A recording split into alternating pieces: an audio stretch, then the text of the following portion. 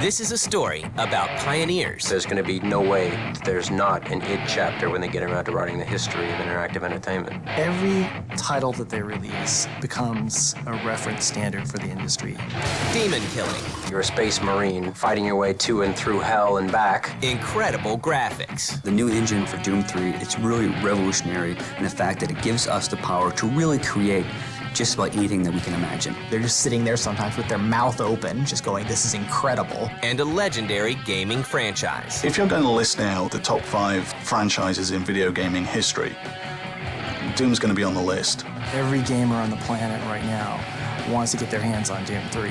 This is the history of Doom.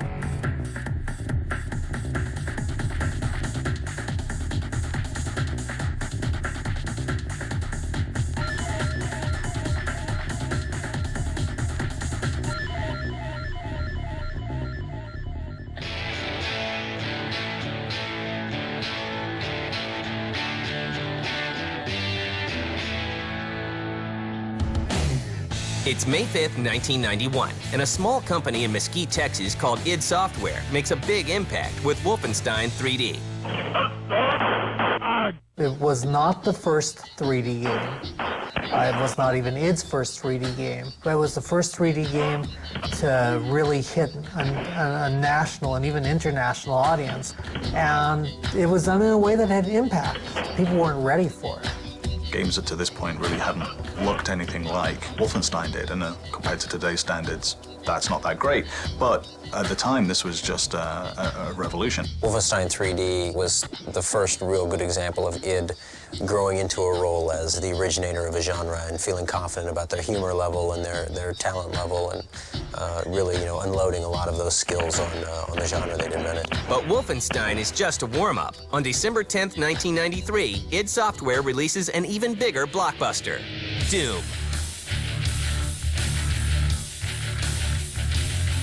The original Doom was really good because it was kind of the first game that kind of gave everyone a glimpse to the future of what games, would be like. Deathmatch was an id terminology. The word probably existed beforehand, but was popularized by Doom. When people talk about frags and all the other terminologies, they're hearkening back to things that were set in place by Doom.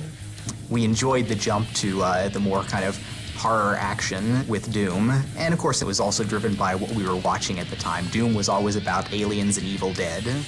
There is no real way, to my knowledge, to estimate how many people have downloaded and played Doom Shareware. I think you could make a very, very good argument that Doom was probably the most played computer game of all time, just because of all the people who downloaded it for free. Doom will rack up more than 10 million downloads in its lifetime. id follows up with Doom 2 1 year later, but then takes a break from the franchise to release Quake in 1996. Quake in its day was an absolutely phenomenal engine to debut with. It was just raw technology that you would look at and say, we haven't seen anything like this on the PC before. And then they took it a step further. It was actually brilliant fun to play in multiplayer, and really created the multiplayer shooter as a phenomenon event. id Software's games in general appeal to fans because they put out next-generation technology with their new big games, and they're able for PC gamers to take gaming where it hasn't been before. I was certainly a strong advocate of getting good 3D acceleration in early on, and we went out of our way to do some of the early things like the rendition version of Quake, the original GL Quake being freely released. id continues to push the boundaries of technology with the release of Quake 2 in December 1997 and Quake 3 Arena in 1999.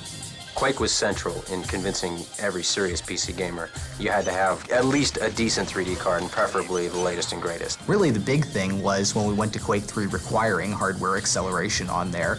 And that was, again, a somewhat gutsy move at the time because there had been a few hardware-only games, but they had been these small niche products that generally hadn't been very successful. But once you were past that hurdle, you were never going back. And PC gaming changed forever because that was the only way to play a shooter if you were serious at all. And And Quake 3 was looked at in a lot of people's eyes as a bellwether of, is this going to be okay to do this at this time?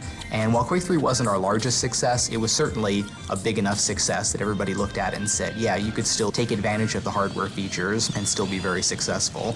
Every title that they release becomes a reference standard for the industry. It raises the bar once again. id Software is ready to start its next game, but the small developer must first face its inner demons.